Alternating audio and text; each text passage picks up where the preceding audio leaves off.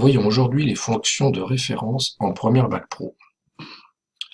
En seconde, la plupart des fonctions étudiées reposaient sur une fonction de référence appelée la fonction carré, f de x égale x au carré, qui se représente par une parabole. Cette fonction est dans un premier temps décroissante, puis croissante, et présente donc un minimum ici à l'origine du repère.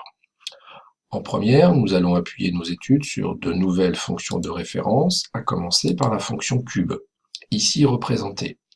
Cette fonction est définie quelle que soit la valeur donnée à x, et cette fonction est toujours croissante. Nous nous appuierons aussi sur la fonction racine carrée.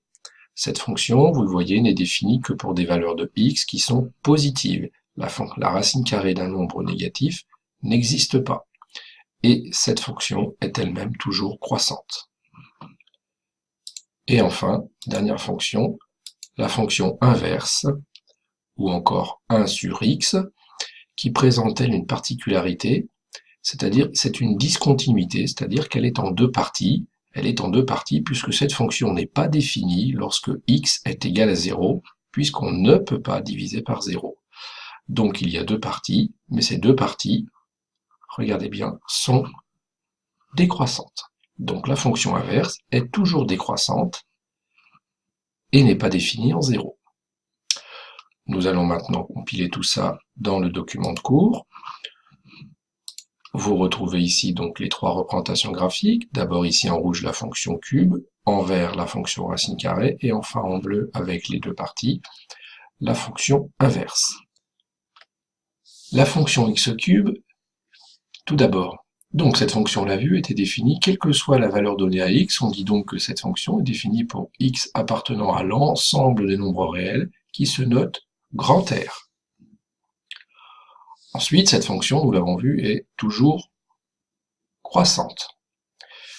Maintenant, il s'agit de définir et de calculer l'image pour x égale moins 5. Eh bien, moins 5 au cube, ça nous donne moins 125.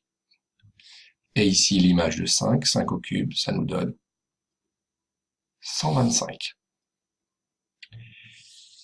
La fonction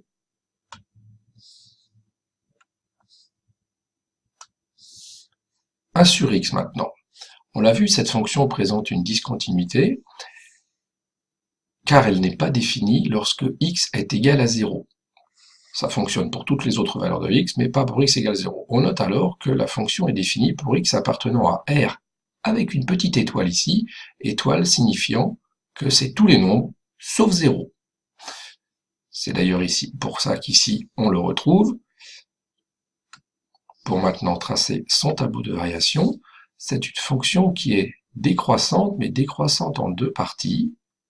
Donc on fait comme ceci, et pour signifier la discontinuité, on va venir ici tracer une double barre parallèle si on le fait bien. Il s'agirait là encore de calculer ici, ici, ici, ici, les images de moins 5 et de 5, mais nous aurons l'occasion d'y revenir dans nos futurs exercices. Enfin, la fonction racine carrée maintenant. Cette fonction, nous l'avons vu également, est définie pour tous les nombres x positifs. Donc cette fois, on va écrire x appartenant à R, ensemble des nombres R, affectés d'un petit plus, pour signifier qu'on ne parle que des nombres positifs. Et enfin, cette fonction, elle est toujours croissante, donc on va noter ici une flèche qui monte. On peut également calculer l'image de 0, racine carrée de 0, ça fait 0, et l'image de 5, racine carrée de 5, c'est pas une valeur exacte, donc on a le droit de noter tout simplement ici racine carrée de 5. Nous allons voir maintenant dans d'autres TP et dans les vidéos suivantes comment utiliser ces fonctions de référence.